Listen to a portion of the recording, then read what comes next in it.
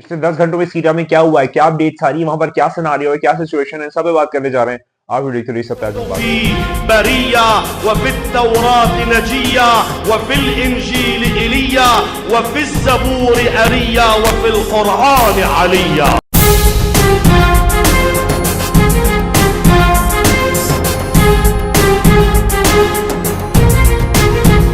का आगाज करते हैं। तो पिछले 10 घंटों में क्या अपडेट्स आ रही हैं, मतलब ये जो पूरा रात का वक्त था, 10-12 घंटे का जो वक्त था, यहाँ पर सीरिया में क्या क्या हुआ है, क्या अपडेट्स आ रही है, चलिए उस पर बात करते हैं। और सबसे पहले अगर मैं बात करूं तो यहाँ पर जो लास्ट ईरानी बैक शिया फाइटर सोल्जर था श्राइन के लिए, जो रोजा बीबी ज़ैनब सलामुल्लाह अलैहा में मौजूद था, वो जल्दी ही जो है वो सीरिया को लीव कर देगा लताकिया एयरपोर्ट से। और इसकी तस्वीर भी जो है आपकी मैं स्क्रीन पे दिखा रहा हूँ। यहाँ पर ये कहता है, यहाँ पर जो ये रिपोर्ट्स आ रही है वो कहती है कि ये जल्दी सीरिया को लीव कर देगा लताकिया एयरपोर्ट से।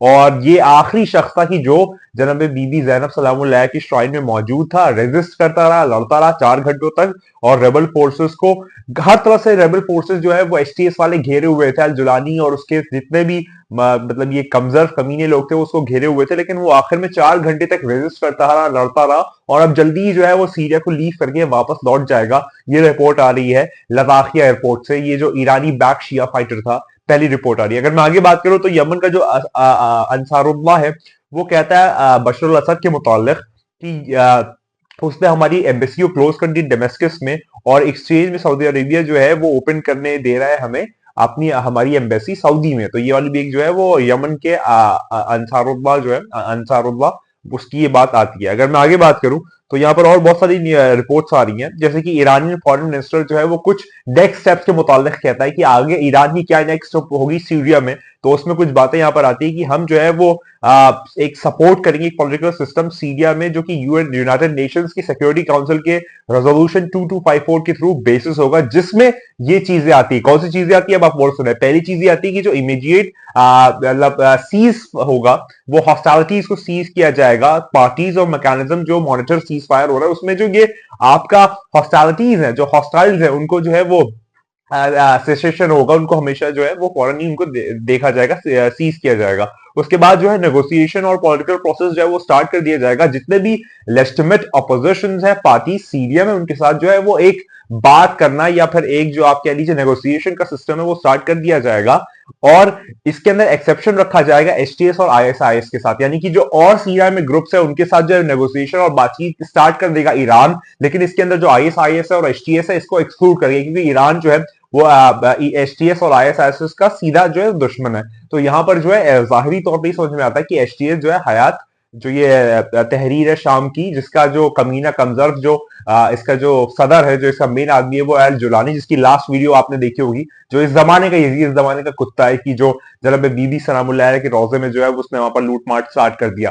तो ये वाली बात जो है वो यहां से निकल के आती है। एक और बात निकल के आती है कि फ्री और फेयर इलेक्शन होगा विद इन 18 मंथ, यानी कि शाम में सीरिया में जो है अगले 18 महीने के अंदर ईरान कहता है कि वहां पर एक फ्री इलेक्शन होगा, और इस इलेक्शन के जरिए जो सीरियन लोग हैं वो अपना फ्यूचर डिसाइड करेंगे, बनस्बत कोई और नहीं करेगा। ये वाली बात जो है वो ईरानियन मिनिस्टर कहता है, जो अभी निकल के वाजे आ रही है। उसके बाद जो है जो ईरान के लीडर है खामनाई, आयतुल्लाह खामनाई, वो कहते हैं कि आयतुल्लाह खामनाई जो है वो अपना एड्रेस करेंगे दिसंबर 11 को, यानी कि जो खामनाई साहब है वो दिसंबर 11 को जो है वो एड्रेस करेंगे, पब्लिकली बताएंगे कि क्या सिस्टम है, क्या हो रहा है, उनका क्या टेक है, क्या उनका कहना है इन सब पे। जो है वो 11 दिसंबर को जो है वो खामनाई साहब आके वाजे बोलेंगे।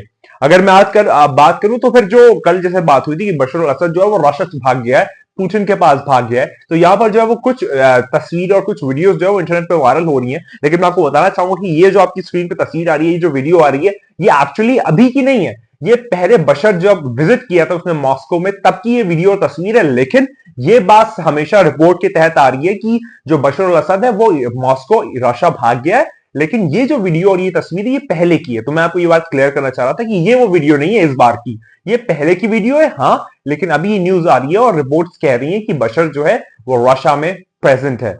अगर मैं आगे बात करूं तो यहाँ पर और भी बहुत सारी चीजें आ रही हैं। एक अपडेट आ रही है कि 3 इजरायली सोल्जर्स जो है वो मारे गए मिनी फील्ड में, जब रस अल नौकारा जो है वह लेबनान जब आया और वहां पर थोड़ा लड़ाई झगड़ा हुआ, तो वहां पर इसराइल के 3 इजराइलाइट्स जो है वो मारे गए, उनके सोल्जर्स। ये भी एक न्यूज निकल के आ रही है। अच्छा, पुतिन के अलावा जो है अर्दोगान कहता है कि पुतिन के अलावा दुनिया में मैं ही जो है वो एक एक रियल लीडर हूं, यानी कि मैं ही एक रियल लीडर हूं पुतिन को छोड़ के। पुतिन के बाद एर्दोगान कहता है कि मैं ही एक हूं जो पूरी दुनिया में एक लीडर हूं, यानी कि मैं अच्छा हाकिम हूं, मैं अच्छा लीडर हूं, मैं अच्छा लीड करता हूं अपनी कंट्री को। टर्की जो कि एक बहुत बड़ा मुनाफिक है, डुओ फेस्ड है, और उसने डबल क्रॉस किया है दोनों तरफ से, नाटो रीजन और मुस्लिम कंट्रीज के साथ मिलकर उसने एक गेम खेला है ना। तो यहां पर जो एर्दोगान कहता है कि पुतिन के बाद मैं ही जो हूं वो एक अच्छा सच्चा लीडर हूं। अगर मैं आगे बात करूं तो और जो न्यूज निकल के आ रही है, यहाँ पर ईरानियन पार्लियामेंट के मेंबर्स जो है वो कहते हैं कि हमको जो है ये समझना होगा कि तुर्क जो है वो हमारा दोस्त नहीं है। तो यानी कि उसके दो चेहरे हैं यहाँ पर, जो ईरानियन लोग हैं और ईरानी एम्बेसी और ईरानी जो गवर्नमेंट है वो ये कह रही है कि तुर्क के दो चेहरे हैं, वो हमारा दोस्त नहीं है।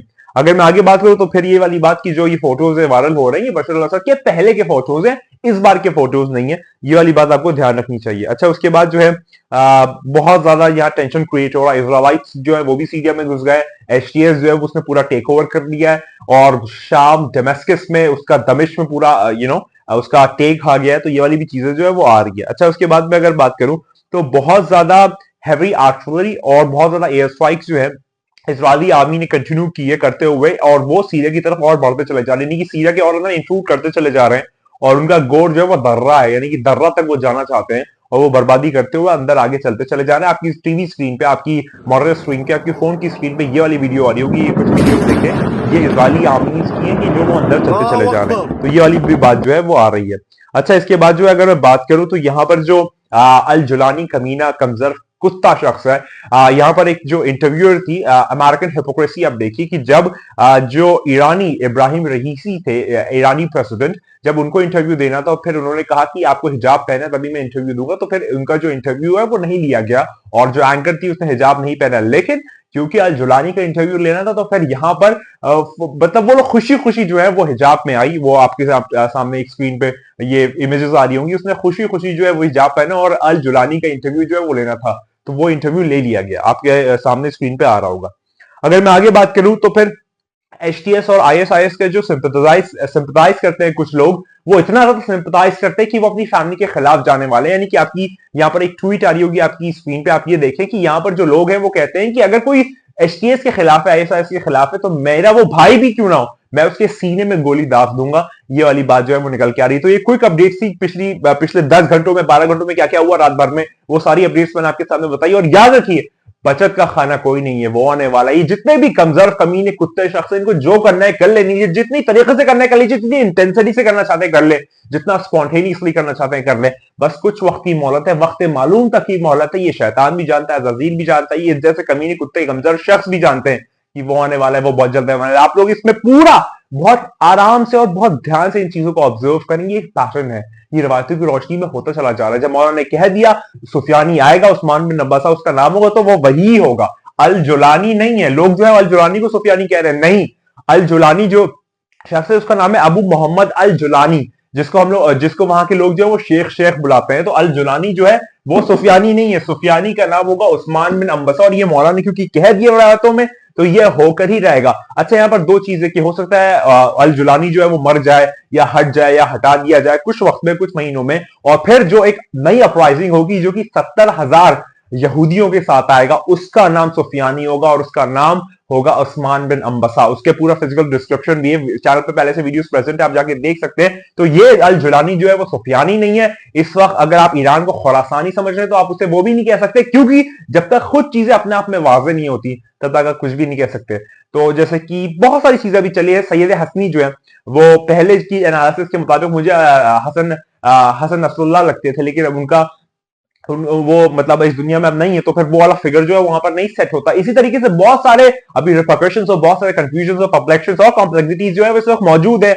मेन बात इंपॉर्टेंट ये है कि आपको अपना दिल इमाम ज़माना साहिब ज़मान के साथ लगा के रखना है। अगर हिंदू हो तो कल की अफ्तार को याद करो, अगर मुस्लिम हो तो इमाम मेहदी को याद करो, अगर तुम पारसी हो तो शशोयान को याद करो, अगर तुम ताउस को मानने वाले तो ट्रू सेवियर को याद करो, अगर तुम किसी को भी मानते तो फिर एक आने वाले आखिरी लीडर के ऊपर मानो, और वो आने वाला है, और वो पूरी दुनिया जब ये ज्यादती और जुल्म में भरी होगी तब वो आने वाला सब तरीके से अमन और शांति कर देगा।